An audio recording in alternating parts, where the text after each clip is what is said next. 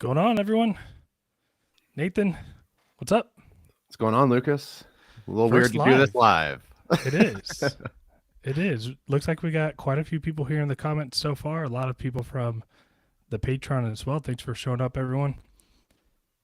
Oh, cool. Now I can see that.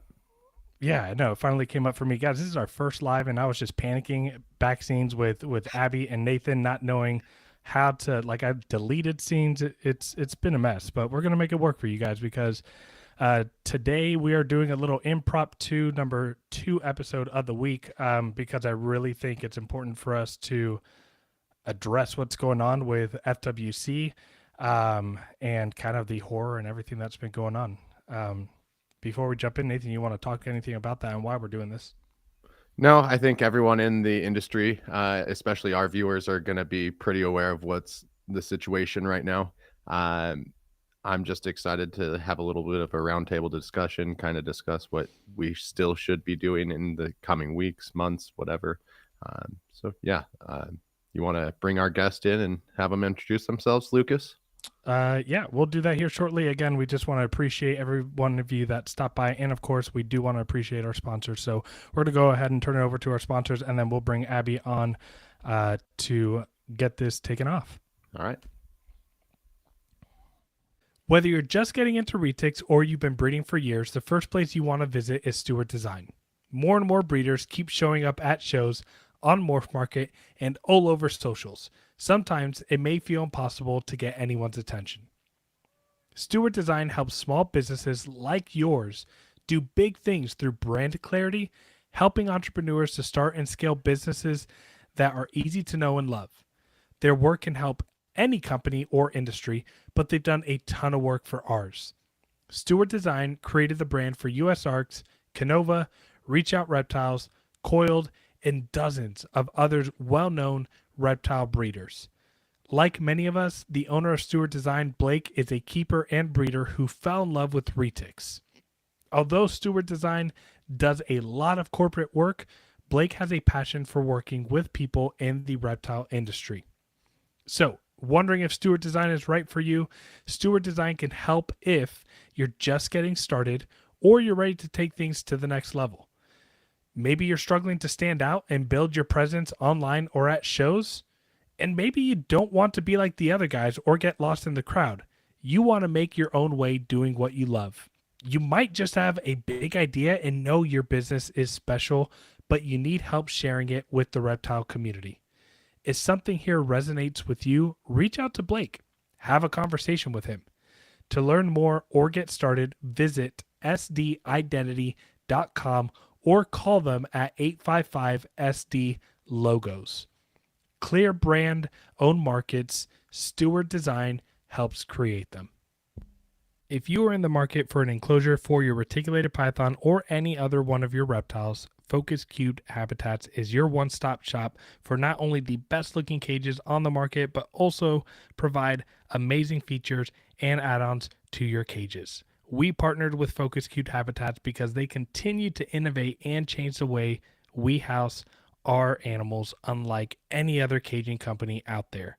Their cages are designed intelligently and provide the most stylish and secure housing for your animals' comfort and well-being. Visit FocusCubedHabitats.com for your animals' caging needs. Again, visit FocusCubedHabitats.com for some amazing and stylish enclosures. We also want to thank VivTech Products for being an affiliate sponsor of the TheReticLounge. Stop by VivTech Products for the best UV spectrum lighting on the market that will enhance and improve your snake's overall well-being and health. Visit VivTechProducts.com and use the code ReticLounge23 today for 15% off. Again, visit VivTechProducts.com and use our affiliate code ReticLounge23 today for 15% off. All right, we're back. Abby, thanks so much for joining us. My pleasure. Thank you for having me. Yeah. We are eventually going to have you on. It's unfortunate it's under these circumstances. Yeah, but we'll get you back on for fun talk too. Yeah. So, I mean, I think a big reason why, what's interesting about having you on about the topic was, we had some ideas, and I gave Nathan a call, and I was like, who we should have on? And he was like, I think I know who you're going to say. And I was like, Abby. And he's like, exactly. And I think that speaks volumes because of your advocacy to what's been going on with USARK Florida, FWC, and the acts that they committed. If there's like a handful of people I could think about that have been very vocal about this, you're definitely like right there at the top. Yeah, I've been pretty loud. I feel like there was definitely a ramp up to this as well, which is just as devastating. So I think there's definitely several of us that have been very vocal and working hard to try and get the word out there as much as we can. I mean, Gary, who is in the chat right now, Tim, who is in the chat right now, there's a lot of us who've really been working hard to get the word out as much as we can in front of as many, not only keepers, but also just the general public about, I mean, the FWC specifically, and the abuse of power and what we were worried about. And this just goes to show that what we were worried about is this is why we were worried.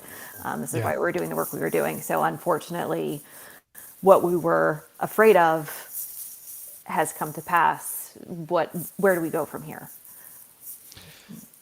You say, what we were afraid of happening, right? And I think this was like kind of just like this idea that, they could do this, but I didn't think that they would actually be dumb enough to start doing that. But I guess they went ahead and you know what? This is not even this is the first time. This is the first time I got caught on camera. But I bought an animal from someone in Florida just last week, and I called him just to say like, hey, wanted to check in how are things going in your neck of the woods. And he's like, fortunately, I'm in North Florida. He's like, a lot of the raids are happening in South Florida, but there's rumors about moving them up. And yeah, I mean, he expressed the stress and having to stay low key, not posting things. So I think people are actually really concerned. People were scared before, and I think now it like kind of woke them up. It's kind of crazy. Mm-hmm.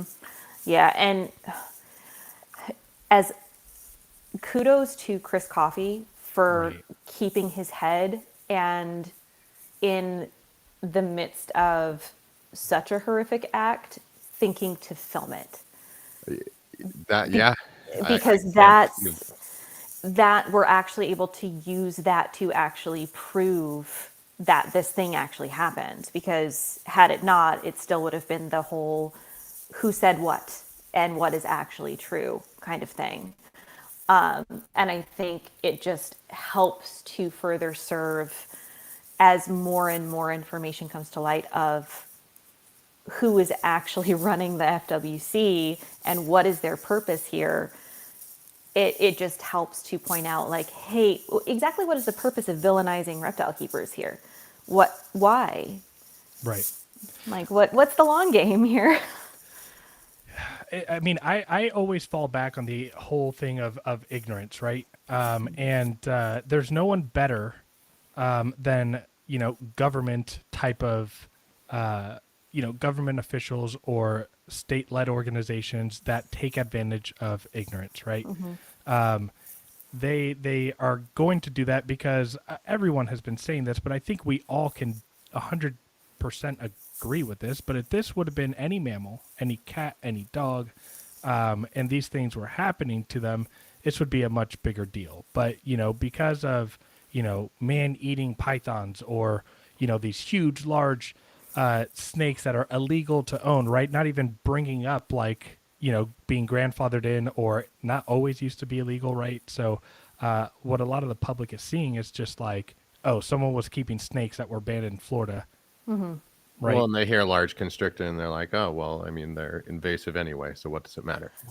And I think it's convenient because I think a lot of people are afraid of them. They don't understand them. They hear media sensationalization around these animals, and it's a very convenient excuse to be like, well, I don't like them. I'm afraid of them. So who cares And it's like, okay, here's why you should care. And I think now we're actually able to leverage a really good point as to why people should care. And I think people are now starting to, like, if NBC is picking up this story and sharing it, we need to, as a community, leverage that and continue pushing that information out there. Our work, it's not sexy work. It's not fun work. It is exhausting. It is hard, right? We were talking earlier, it's like running a marathon. It's not fun. It's not for everyone, but it's such important work. We need to do it.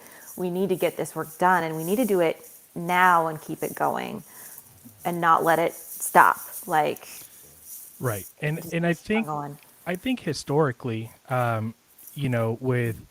here's kind of what I have to say about the situation. Not the situation in general, but in terms of what we as a community need to keep doing. Historically, with USARK and like the Competes Acts and things that have happened historically, we always have a big major threat that pops up, right? Just a threat, like it's just like on paper. We fight really hard. We get the money. We donate. We do everything that we can to get friends and people to reach out to legislators, right? We do what we can, and then boom, we have like a small win, a small victory, right? Because for those of us that have been keeping for a while, we know that it's not the last time, and we know it's very far from the first time. And so all of a sudden it gets quiet. We start getting complacent, and the USARK talk stops, and much less money is being donated at the auctions at shows. And what ends up happening is we are reactive as a community, right? I think in terms of this, we see a threat and we become reactive. And now that there is what just happened in Florida with Chris and his collection, that's an attack. That's not a threat. That's an attack to the animals that we keep. Those are animals that everyone who's probably in the chat right now has some, and you just saw them die. And so rather than this being a hyped up thing that we talk about for a month and get complacent, we actually have ammunition for like the first time ever.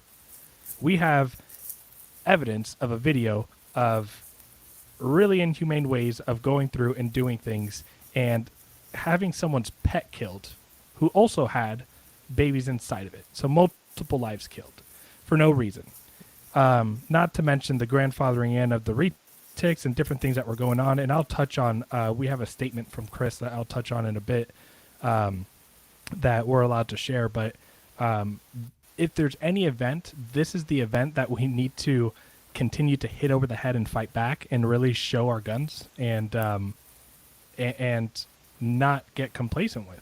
I think the one thing that I want to hit on really quick is we've all seen the response that FWC has put out in regards to the comments they've been getting on social media.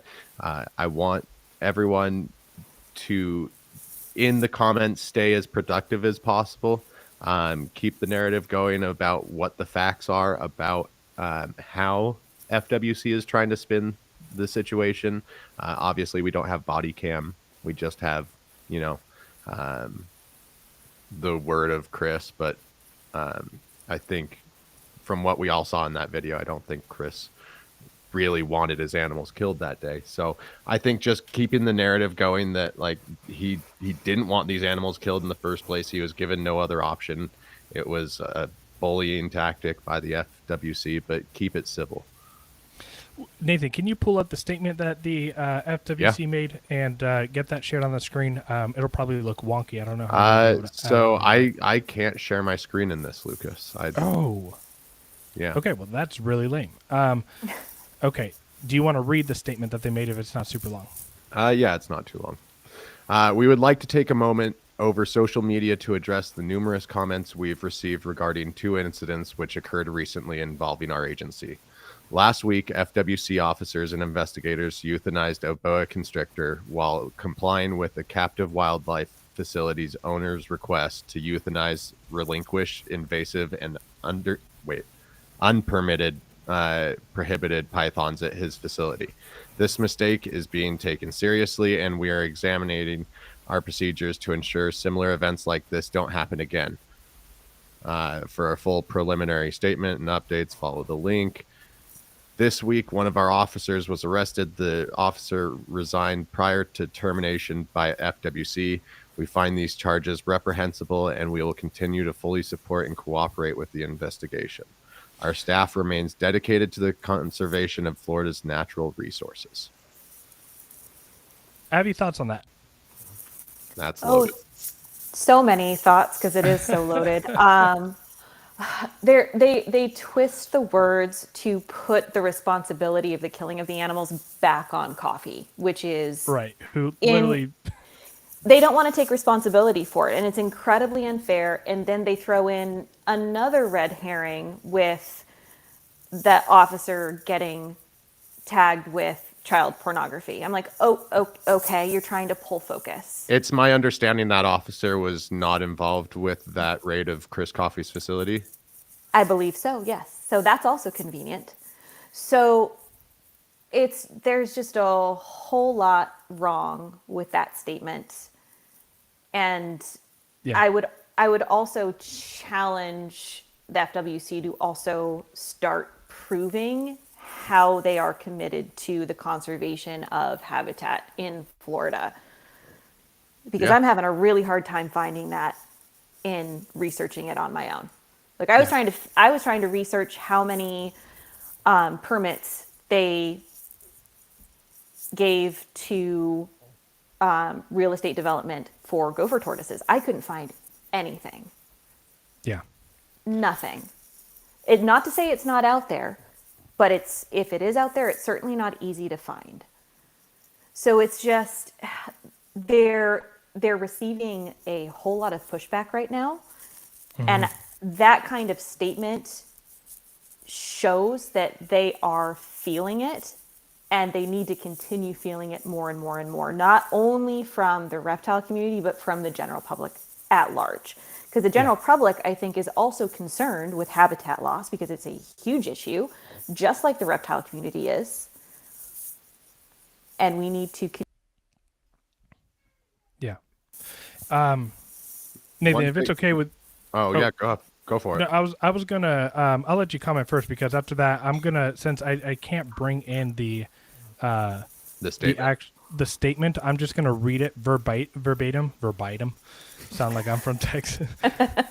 Verbatim. But yeah, so go ahead and drop what you're gonna say, and then I want to just give you guys I got messaged by someone who's a fan of TRL, and he sent over a long message that Chris sent about what exactly happened from his perspective. Of course, I asked him to send it to ask Chris if we could use it. He sent me back screenshots saying that we have permission to. Nathan. I just wanted to touch on one thing on the conservation efforts of FWC. One thing that Kevin McCurley has been shouting from the rooftops about is their spraying of the food that all the wow, why am I stumbling on this? The sea cows, Manatees? Yeah, wow. So good. All the Brains are manatee weird. food. Yeah, all the manatee food. So I would argue that their conservation is maybe the opposite of that.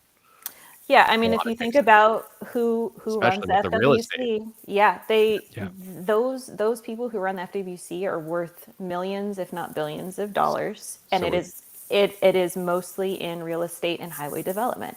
Yep. Do And that's the all numbers. going through any shred of what What habitat is left. natural habitat. Yeah, Yep. any of these animals have. So Yeah. Yeah. It's public perception is such a big thing for government officials and things like that, and they're definitely the thing that I what ends up happening when people continue to do that is eventually they slip up, and they're going to be falling backwards with this topic. Let me go ahead and read what Chris stated. So he said he's talking about everyone in general. He said, "Thank you for your love and support. I appreciate every one of you. 1 year ago, the FWC arrested me and gave me a property receipt saying that they owned my snakes. I signed it 1 year ago. Then I was told that if I moved the snakes, an officer would come find me and put me in jail. I was also told that if I had to keep taking care of the animals and maintaining them as if nothing happened." So he was being told that he could not move them. He needed to get rid of them, but then also was told in that same statement that, hey, you need to continue to care for them and maintain them. The Our officer snakes now, but we can't take care of them. You do it. But Right. he also, sorry, just clarifying, Lucas. So No, please do. he was told that he had to keep them and care for them, that he had to get rid of them, but he also was not allowed to move them. Yep. Okay. So just- imagine, just clarifying. yeah, imagine those mixed signals that it sends. It's like, well, if if anything is happening and I need to move or anything, like I can't because I'm at the mercy of FWC. Right. And that's, let's see. The officer told me that somebody would be, hold on, let me make sure. I was told that I had to keep taking care of the animals and maintain them as if nothing had happened. The officer told me that somebody would be back to take the snakes. After hiring an attorney and going through the court system, all charges were dismissed. A year and 2 months later, the officer contacted me again and tricked me into believing that my only option was to euthanize the snakes for the FWC to stop harassing me. So they told him, they arrested him, got out of jail, went to court, all charges were dismissed. And now he's getting a call saying, again, a threat of, if you don't get rid of them, we're going to come and kill them. And basically tricking him into believing that he only had a single option, which was to euthanize the snakes for FWC. He said, I also think he tricked his boss into believing that I was okay with euthanizing the animals, which I was not. They forced me to sign a property receipt for the second time, which was for snakes that were already their property. I was not shown the bang stick until after I signed the papers. After seeing the first animal slaughtered, I could not stand to watch anymore, so I set up, let me scroll down. Which, by the way, as I'm scrolling down, like, imagine just being on your property and seeing that. I mean, kudos for him for walking out, but I'm sure I wouldn't do anything worse, but, like, everything in my head would just, like, want to absolutely kill them. So... I don't care who you are. That's just, I mean, you're a trauma therapist. The I think- consequences of seeing that happen in front of you and just being powerless has got to be just so damaging. Yeah. And I believe the FWC officers, do we know if they were armed? That's a good question. I think maybe you go back and watch the video. Someone in our chat, if you don't mind pulling up the video and answering that question for us, that would be appreciated. We'll get better at these lives to be able to pull in other things. So he said, after seeing the first animal slaughtered, I couldn't stand to watch anymore, so I set up my phone and started recording, which is a video you have seen. I actually haven't even watched the full video myself. USARK is now in possession of the GoPro camera from the conversation I had with them from a year ago, and this will be coming out. So USARK has information from the GoPro that he was wearing when he talked to FWC when they coerced him and forced him to sign those papers. That was from the first time? Yeah, that was from the original time when he spoke to them after the arrest, I believe. So, yeah, I would definitely say that they are backpedaling. They're going through damage control right now. They are just flat out not being truthful. And yeah, highlight Tim's comment pretty quick. I mean, it kind of is saying the same thing. He's having people comment on his videos saying pro FWC things, so they're full on damage control. Yeah. And so while they are on fire right now, and while we are heated up because this is now a personal, again, this isn't a threat, right? It's not like, hey, there's a bill to ban retics and whatever on the Competes Act or whatever the case may be. This is an actual attack on the animals we love and that we're caring for. And so I'm going to encourage everyone who's listening here and anyone who catches this later, don't get complacent. go and so right now, USARK Florida, a much smaller entity than USARK, needs our support, and not just in numbers, but could also use support in finances because they're going to have a lot of lawyer fees and a lot of upcoming battles that they are going to have to. They're going to have to, it's not free. That's where the donations come from. So Abby has been doing a great job with sharing basically daily and not dropping the conversation one bit.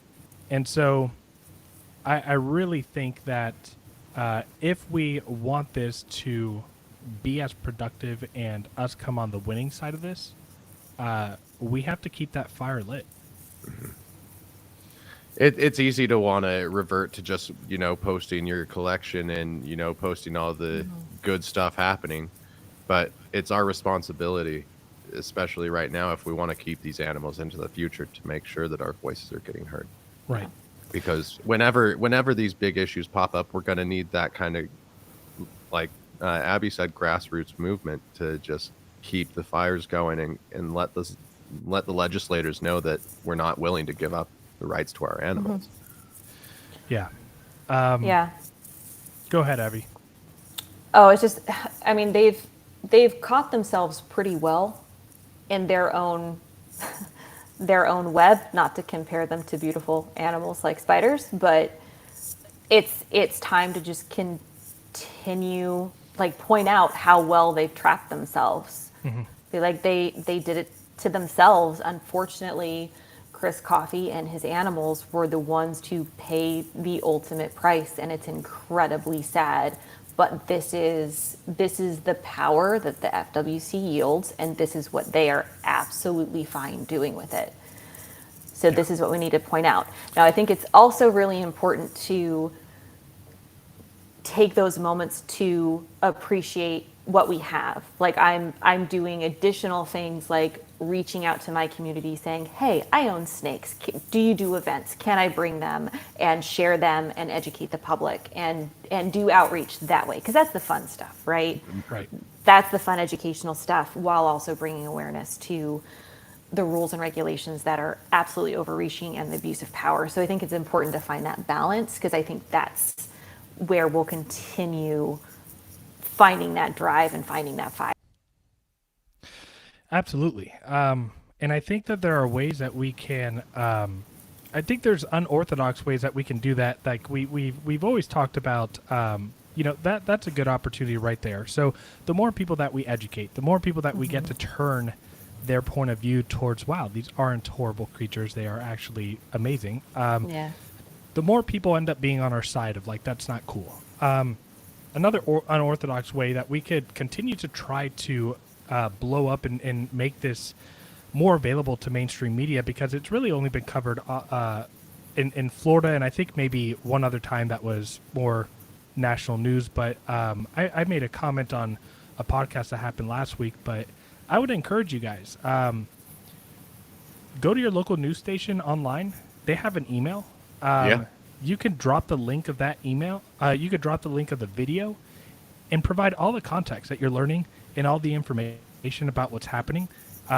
If you want to be really smart about it and like you want to provide all the information, you can look up the codes at FWC and the regulation about grandfathering in and all their laws and the things that even they are breaking, like, putting, for example, that a boa can definitely be a pet.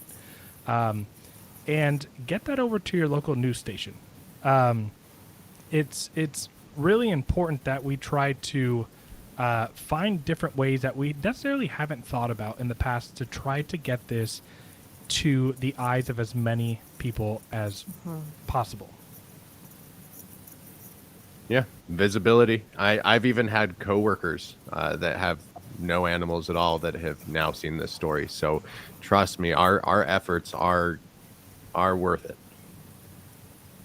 Yeah, this is actually really good news to see here from Tim that it is getting a lot more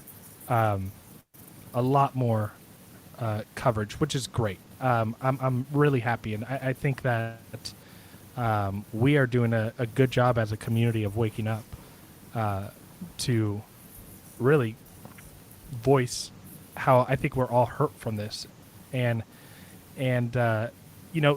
I don't mean hurt in like a sense of, we're hurting like Chris is, but I think for all of us that watched that video, was pretty upsetting and probably caused a lot of unpleasant emotions that brought up. And I just think that we can all feel for Chris. I want to bring up just a few points that I've seen through the comments here, and just one other thing. We've been talking about Tim from Intrepid Exotics here and there. He's put out 3 or 4 videos now, and just filled with information, just great videos. So if you need to educate yourself, educate anyone else on them, those are great links to share. Another thing, where'd it go? Derek from Pied Retic said, sharing to stories is great, but reels or posting to other platforms is a great way to spread the word to people that don't already follow you. So use the algorithm to our advantage. Reels for Instagram. TikTok is how my coworker saw it. So, I mean, TikTok's huge right now. Everywhere you can. It only takes a minute. Yeah. And then the last thing was, before we get way too far away from it, Chris Shar did say that the officer was armed. Okay. Thanks for checking in on that, Chris. Just a very frustrating time. But what I have what I've liked about, I guess the silver lining in a lot of this tragedy is I actually have seen the community come together more now. Than it has in a while. And even with a lot of stuff going on just in the Retic community and things like that, it still seems like a lot of people are pushing towards really getting behind this and not wanting to sleep. Yeah, I think the reasons behind why a lot of us have been pushing support for USARK and support for the pushback against all the rules and regulations is now justified, right? We get so much pushback, especially from the general public, of like, rules and regulations are good. Why do you care? Like, you should have to have a blah, blah, blah, blah, blah, blah. It's like, this is why it's bad. This is why we fight against it. And now it's not that it wasn't justified for us before, but it's heartbreaking that it had to go this far for the general public to realize, oh, this is why this is bad.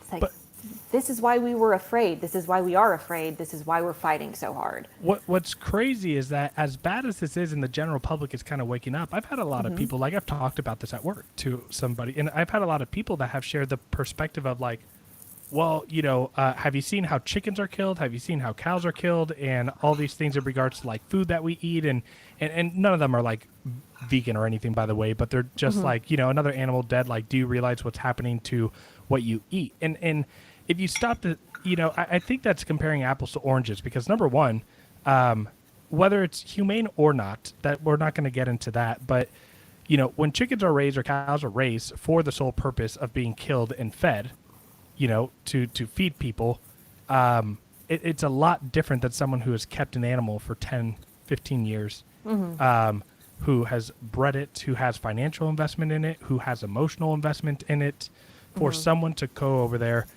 and put it down right in front of you in the way that they did, and then accidentally, quote unquote, or stupidly or ignorantly kill an animal that they shouldn't even have killed, that they were told multiple times to not touch. And it just doesn't, you can't use that argument in terms of why this is, a lot of people from, a couple people from work were like, it doesn't look good, but like, this stuff is happening with animals that are being killed and blah, blah. And it's like, But if they came in and did that to any one of your pets, I don't care if you keep a hermit crab, I don't care if you keep, but if you have an animal that you love and you're not using it to eat, right? You're not gonna kill it so that you can feed yourself. How would you feel about that? And even to push back even further against that argument, even if you were raising an animal for the purpose of meat, if you cared for that animal, you would not go about killing it in that fashion because it's not humane, right? Like, you would have more compassion, right, than that, because it's another living thing. Yes, you raised it for the purpose of providing for yourself and your family for meat or what have you. You're going to be kinder in ending that animal's life than that.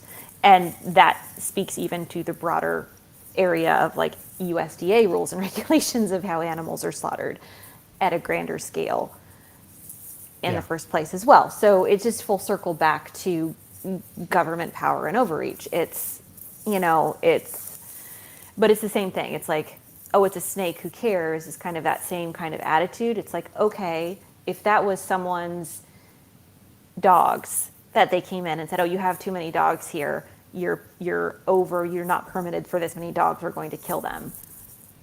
Right. It would have a much bigger reaction than someone's snakes. Yeah. And unfortunately, that's just the reality of the world that we live in. You know, we are always going to be fighting an uphill battle as snake lovers, as reptile lovers, as cold-blooded pet lovers. We are always viewed as the weirdos. And that's a badge of honor that I take. But when it comes to these type of things that are happening, you know, we're always going to be looked at as weird. And so I think what you said earlier, Abby, one of the things that we need to try and do a lot more of is that educational and really just the experience, right? And it's not so much that you have to know all the history of the animals that you have, or you don't have to be a biologist or someone, or, you know, to educate people on this and that. But like by education, we really mean just exposing. Yeah, Right. show people how much you love these animals and what they give back to you in terms of handling or interaction. It goes a long, long way in just breaking ignorance. Right. And I think a big thing right now is people are getting a chance to see how their irrational fears are truly negatively affecting and harming innocent animals and keepers in a very real way. So take a step back, and I'm truly challenging people who are afraid of these animals. And I never want to take someone's fear and brush it off like it doesn't matter, because fear is a very personal emotion. But She had a good point. But hopefully She'll be back in just a second from what we've seen. Yep. What? Oh, did you all pop? Maybe she doesn't even know. You Do you popped know out that? for a second. Yeah. Do you know that? Okay. No, YouTube froze too for me, so I don't know where y'all stopped hearing me. Goldfish memory, but you were something about fear. Oh, just challenging people more and more on kind of pushing back on that and saying like, hey, why are you afraid of these animals? Yeah. Is it justified? Is it rational? Can we work on you getting over that fear? Yeah. Even just a little bit. Yeah. And I think that's part of this growth right now. People actually realizing like, oh crap, maybe my fear is being taken advantage of, because we as a community are a very convenient red herring for groups like the FWC. Yeah, that's so true. Another thing I want to shout out is we talked about backing up USARK Florida, either with the free or financial help that they are offering to us. But I want to make sure that we're shouting out Chris Coffey's GoFundMe set up by his daughter. Yes. That's huge. There's thousands of dollars that have been put in already, but there is a long way to go. He has a long legal battle ahead of him. So let's try to, as an industry, give him all the resources he needs to go ahead and fight this. Yeah. Nathan, do you have that pulled up? Maybe we can drop the link down in the comments. Yeah, we'll access. We'll drop it in the comments in just a second here. Awesome. But yeah, it's. Yeah, I mean, still, even I hadn't watched the video for a few days, and I watched it yesterday again. Don't even ask me why, but I will tell you this: when you watch it again, a week later or a few days later after you watch it, that initial or maybe the first 2 times, it sparked me back up again. It kind of, made me realize like just how bad it was the more that you're exposed to it. But I also want to just remind people that if this is something that is emotionally harmful for you to watch, because it is not pleasant to watch, just take care of yourself, engage in self-care. We want to be on fire about this, but if this is, I've talked to some people that were in bed for a day or two after seeing that. And I didn't personally talk to anyone besides my sister that day. yeah, Full transparency, I have yet to watch it. I have not been able to watch it, and I don't know if I ever will, yeah, because I literally start I don't think I would be able to handle it very well. It was the first thing I saw when I pulled open my phone at 5 o'clock in the morning, and that was how I started my day. It was awful. It was shitty. I mean, yeah. It wasn't a good. So again, I mean, engage in some self-care. For those of you that have been exposed to it, do something that you can to, like I was saying, we want to stay on fire about this and we want to stay lit, but at the same time, we also just need to take some breaths. And if we do disconnect for a little bit from it so that you can unwind and get rid of a lot of the stressors that are involved of being exposed to those kind of events. Yeah. I washed my hair the other day. Awesome. That was my self-care. Yeah, seriously. Self-care is simple stuff. There's like there's active self-care, things like eating well for you, things that you actually have to do intentionally, and then there's passive self-care like watching Netflix or taking a shower and doing those kind of things. So so many ways that you can do that, but if you've been upset by this, try to find ways that you can not expose yourself to that video, that you can still have a voice. And I think one of those ways that Abby mentioned, that educational component, right, is let's try to get now more than ever more people to reduce their fear level of these animals. I'm not saying we need to go out there and make everybody love snakes, because that's not going to happen. But if we can remove people's mindset of being irrationally fearful of these animals, then when they see an animal that they are no longer irrationally afraid of, they might not love them, but they're no longer afraid of it. When they see it get killed in that manner, it's going to impact them emotionally. Right? I want to just kind of shift that a little bit. I want to challenge you guys to, just for those people that are afraid of snakes, just get them to see why you love the animal so much. You don't have to do that with an animal. Just by talking about it and just showing the passion behind it is enough. And if that person cares for you, they're going to care when something like this happens. Yeah. And I will say I have been pleasantly surprised, and I've approached people about like doing events with snakes. Because I don't have like lizards that I would bring or anything there. It's all snakes. Right. It has been very well received. People have Right. been very interested and very curious about it. And it just opens up more opportunities to share that things like this, like events like this, are actually happening, that we are being persecuted by government entities. We're being villainized unjustly. Yeah. And I think that opens up the opportunity to share that, because I think people will pleasantly surprise you pretty often and be like, oh, snakes are cool. And they don't realize that this is happening. So again, it's just another opportunity to share this and get the word out there. Right. Maybe another good example in time. We've talked about this on other podcasts, Nathan, but while we're going through this fight, giving them less ammo, which I mean directly, not posting the stupid shit on your stories or your pages of a large retic out of its enclosure grumpy with you and striking, and I've never been a fan of that for a very long time, so I know that was a big topic that we went over with Chris, but yeah, I think it definitely could deserve its own highlight. I mean, especially now.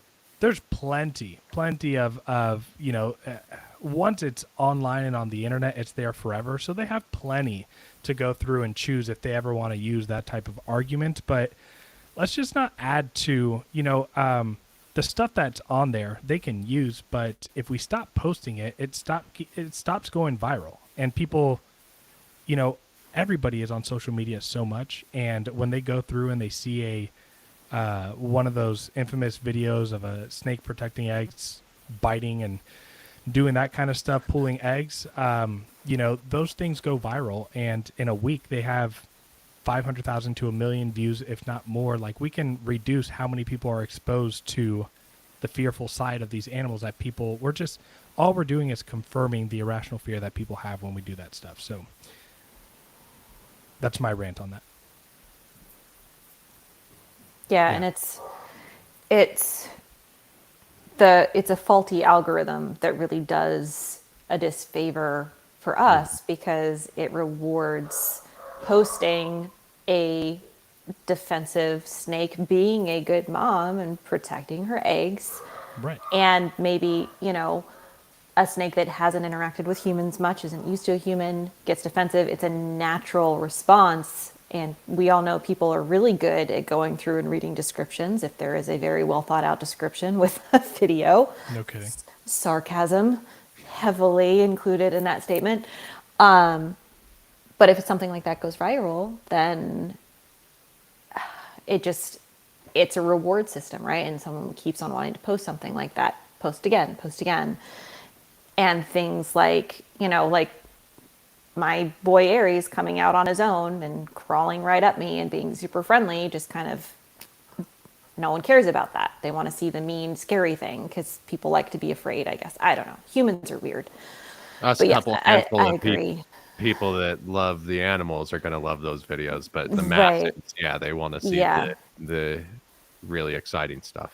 I mean, Right. our brain has been hardwired for negativity since the dawn of time. Yeah. So, getting to see that and experiencing the adrenaline from watching that, or the anxiety from watching that. But I can go into a long reason on why we're all geared for negativity, but Yeah. I'll save you on the lecture. Yeah, but I mean, the same thing happened with pit bulls, right? Like pit bulls, when pit bulls started getting banned, like the breed bans that were happening city to city, state to state, those videos of angry pit bulls were going viral. It's like, of course they're angry. They were fight dogs illegally. Like, Right. weird.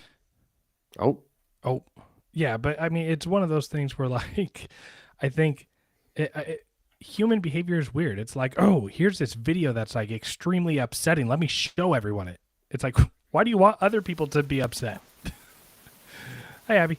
Hi, I'm back.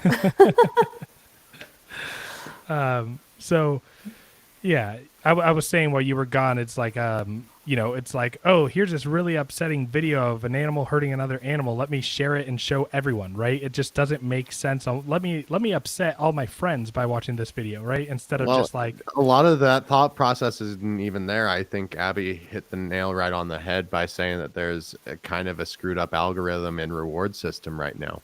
Right. These people, once they post their big first bite video that goes viral, they get rewarded not only with the views but monetarily. So, it's just like, why wouldn't I keep posting that? Why wouldn't I? It's helping me in the short term, but it's the long term that we need to be focused on. Yeah, and I think Amy has a good comment on here. She said, now we're seeing more of the nice side of, here, let me go ahead and just put this up here, the nice side of pit bulls, That's the funny, the snuggling babies. And absolutely, it's one of those things where, we, like news and media outlets, right? We always see the negative, but there's definitely the positive that's happening too. And absolutely, I've seen more and more great videos and stuff highlighting pit bulls. And we need to do that as snake keepers and continue, like Abby said, to share those videos that we are handling them, seeing the cute side of them, seeing the I think of Sunny and Cher Retics. Right. Great example of doing that with kids with them. And I want to address Jamie's comment about, collectively calling people out that, post these type of videos and everything. And, I don't dislike the idea of that. However, I think people have been going at it with those kind of guys for a long time. Mm-hmm. And They've already heard it. they've heard it, and we continue to do it. So what we're doing is I think by doing that, we're putting ourselves on a stance of like we're against that, which is always good to do. If you have like a moral and ethical, Publicity is good publicity.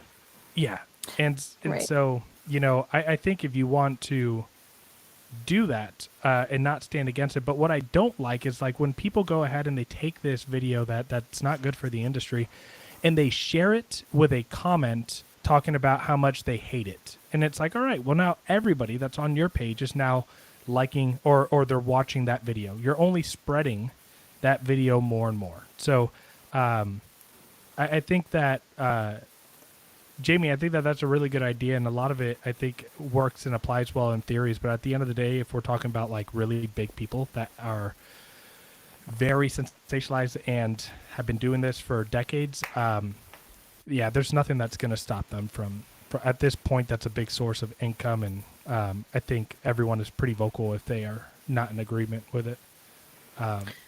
Yeah, I think something else is going to have to shift, either algorithm or otherwise, for that to change. Right. I don't have a solution for that one, except for just to keeping on with the positive posts and Right.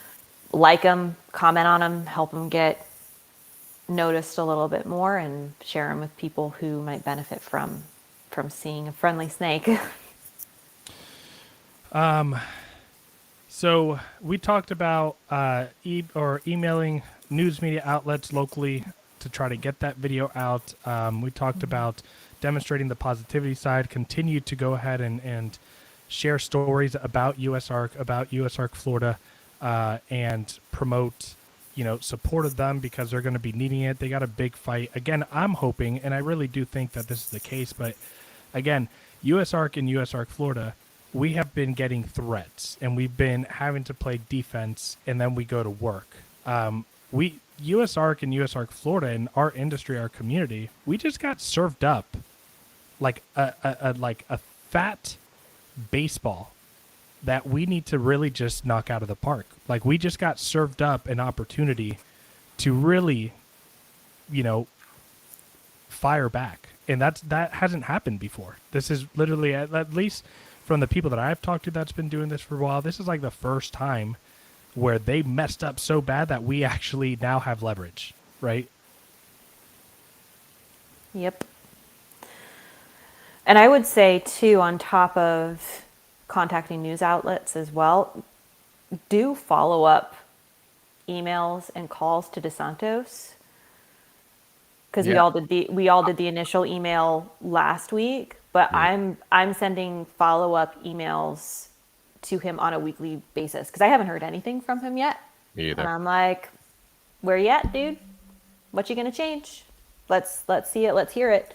And the more public pushback he gets, because with government, like, yes, they're all loaded, but when it comes to government, they all want to get reelected. So it's a popularity contest, right? Yep. So if they're not in good public standing, it's not going to go well for them in the election. So the more pressure we put on them to make the changes, the more they're going to feel the pressure. So keep that pressure up. Send those weekly emails. I'll share the emails that I write, the updated weekly emails, on Instagram. So you can literally copy, paste them, put your name on them, send them out. That is fine with me.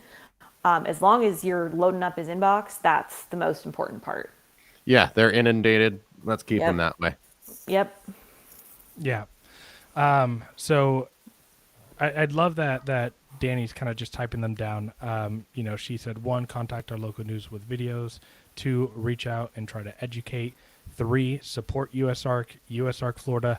And I would love if anybody else in the comments has any type of ways that are not the common ways that we know how to fight back with supporting USARK historically, because those work, but trying to come up with any other ideas that we can use to fight back. Oh, and while anybody's dropping that on there, let me remind you guys this. And this might speak to things that are going on now in the Retic community, but whether what you have to say is factual, based on opinion, made believe, a delusion, no matter what it is, right? In this case, we're talking about facts and something very emotionally charged with USARK, but how you present the information is tenfold more important than the content behind it.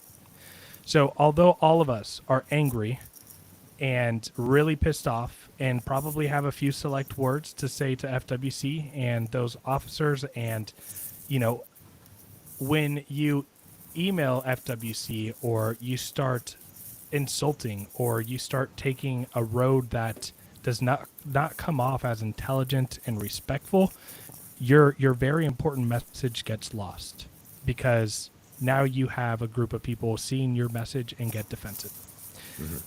So do this from a place of we're better than you because of what you guys just did horrifically, and